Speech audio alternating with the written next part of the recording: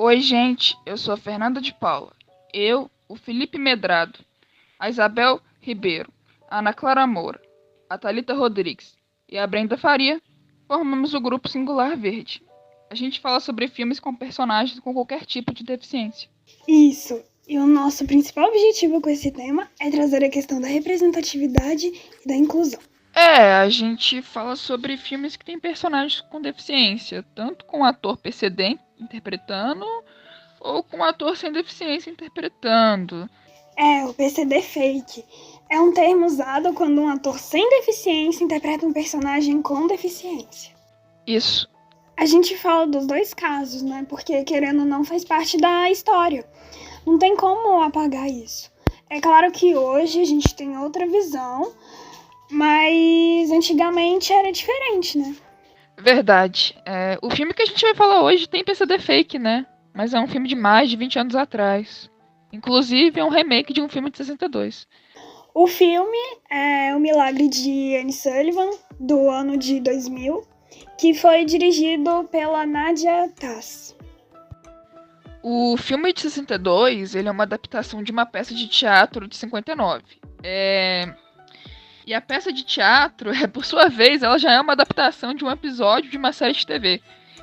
A série chama Playhouse 90 e cada episódio contava uma história dramática diferente, né?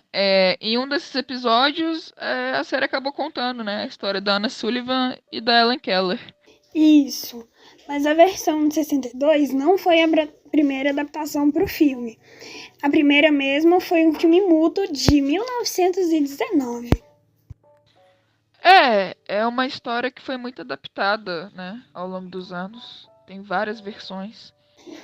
Porque a história é real, né? A Anne e a Ellen existiram de verdade. É uma história que, além de ser de superação, é também de inclusão. Mas é uma história que vale ser recontada, né? Vale muito. Eu acho que é uma discussão que a gente tem ultimamente. Acho que sempre, na verdade, né? Até que ponto vale recontar, fazer remake. Porque às vezes a gente tem um clássico absoluto, né? Mas eu acho que tem casos bem específicos em que é uma história que merece ter pelo menos uma adaptação por década, sabe? E eu acho que, no caso dessa história, da Anna Sullivan e da Ellen Keller, eu acho que é o tipo de história que precisa ser recontada, sabe? É uma necessidade também de dela estar sempre presente. Então, antes da gente falar do filme, né, propriamente dito, eu acho interessante a gente falar um pouco sobre a história real, né, a história que inspirou o filme. Bom, a Anne Sullivan tinha deficiência visual, ela era quase cega e depois de várias cirurgias ela conseguiu recuperar parcialmente a visão. Ela estudou numa escola para cegos, conseguiu se formar e virar educadora. Quando ela tinha 20 anos, ela foi convidada para educar uma menina chamada Ellen Keller, uma menina de 7 anos surda cega. Isso, né? E a Ellen, ela ficou surda e cega devido a uma doença que, tipo, na época ninguém sabia o que era, né? Tipo, era desconhecido, ninguém soube explicar. A família passou por vários médicos, mas ninguém conseguiu descobrir o que causou aquilo, né? Mas ela contraiu isso quando ela tinha 2 anos, né? 2 anos de idade, que ela ficou com essa doença e ficou, né, consequentemente surda e cega. E hoje, né, parece que os médicos, né, que estudam um caso acreditam que a doença tinha sido escarlatina ou meningite, né? Porque a medicina evolui, né? Aí você acaba descobrindo, né, novas coisas. Então provavelmente foi uma dessas duas, ou escarlatina ou meningite. Isso. E ela não era muda, como muita gente pensa. Na verdade, ela não tinha chegado a desenvolver a fala, porque a família não tinha conhecimento, também não sabia como tá desenvolvendo isso com ela. Mas mais tarde, até com a chegada da Anne Sullivan, né, a professora, ela aprende a falar depois. Com o tempo, né, ela vai desenvolvendo a fala. É, isso mesmo. Dada a introdução, vamos falar sobre o filme? Vamos. O filme introduz a gente mostrando como a família da Ellen tá preocupada com o comportamento dela. Ela se joga no chão, derruba as coisas. Teve até uma hora que ela virou o berço de um bebê. Chegam até a comparar ela com um animal selvagem.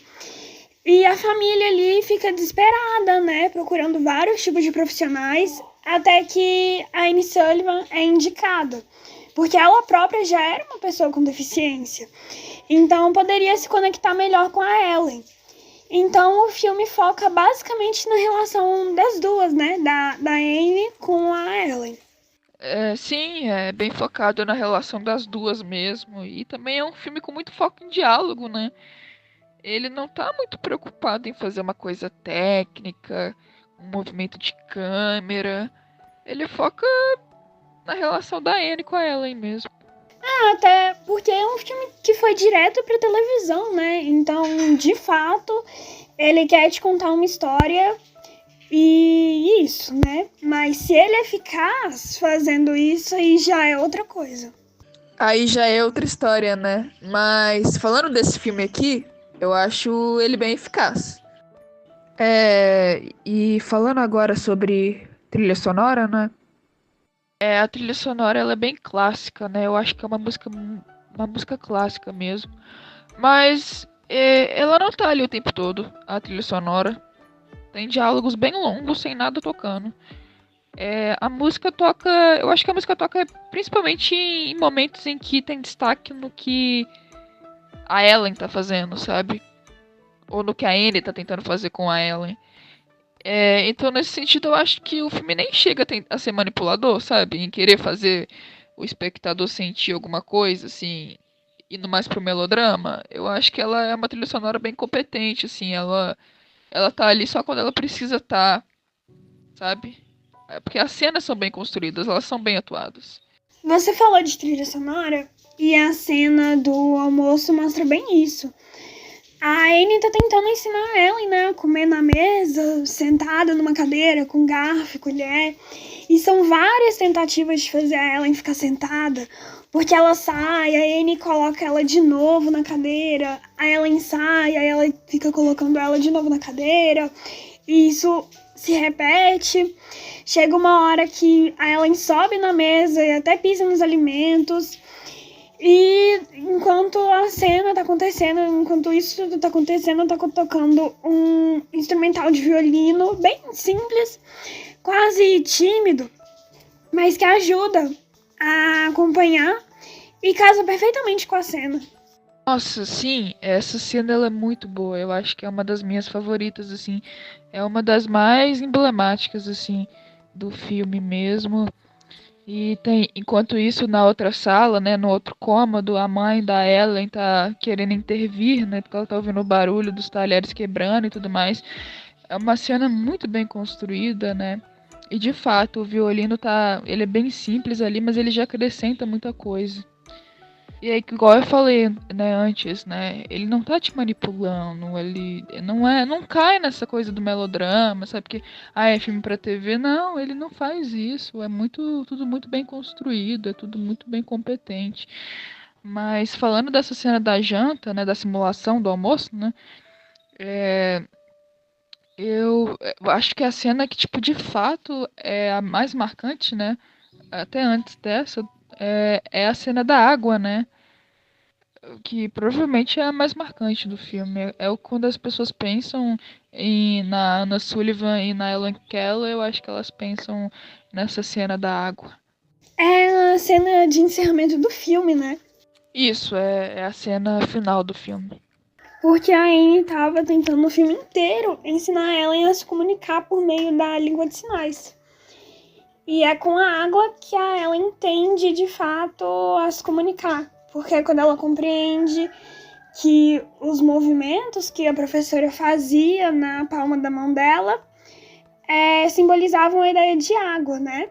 A Annie coloca a mão da Ellen na água e com a outra mão faz o sinal de água usando o alfabeto manual, né? A datilologia. Nessa hora toca uma música bem comovente, né? que é pra causar emoção mesmo, fazer a gente chorar, se emocionar. Mas eu acho que a cena, sabe, tirando a trilha sonora, tirando a música, ela já é emocionante por si só, né?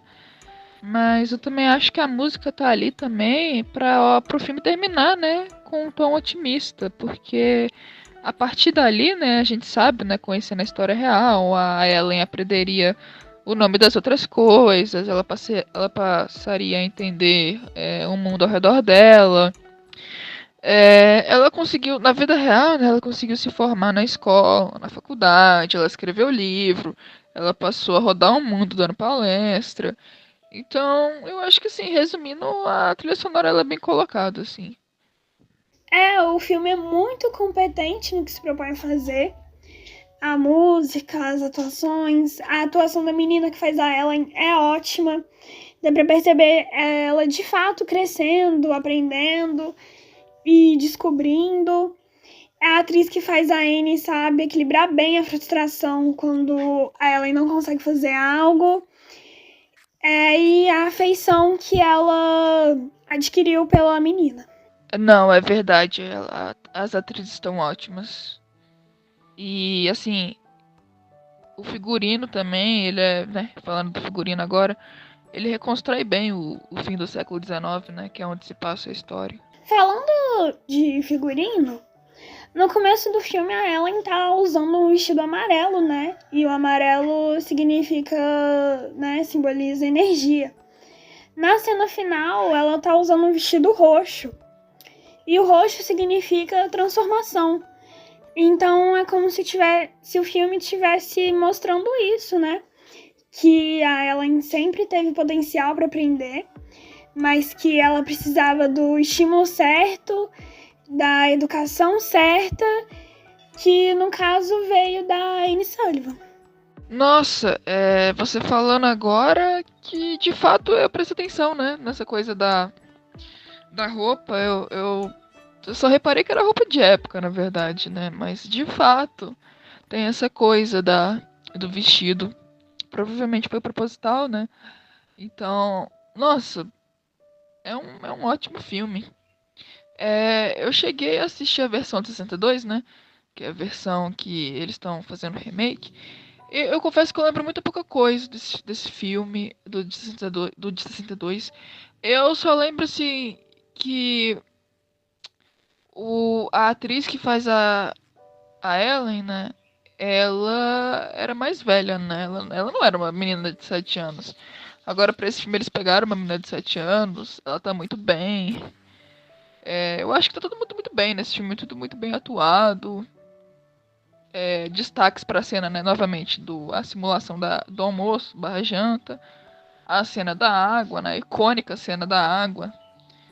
E a relação que a Anne estabelece com a Ellen, né? É o ponto alto do filme, né? Se não funcionasse, o filme não funcionaria. E funciona mesmo, né? Novamente, filme para televisão, então, né? Não tem, né? Uma questão técnica muito avançada, mas eles não estão tentando fazer nada diferente, né? Nada inovador, mas levando em consideração que é um filme em que o mais importante ali é uma pessoa aprendendo a se comunicar e uma relação de amizade que vai sendo construída ali, de forma alguma ele perde alguma coisa, né? Querendo focar apenas no essencial mesmo. Ele quer te contar uma história e ele conta muito bem. Esse filme, a versão de 2000, ela tá disponível no YouTube, gente, legendada. Pra quem tiver interesse, vale a pena conferir. Isso aí, gente. Espero que tenham gostado e até a próxima.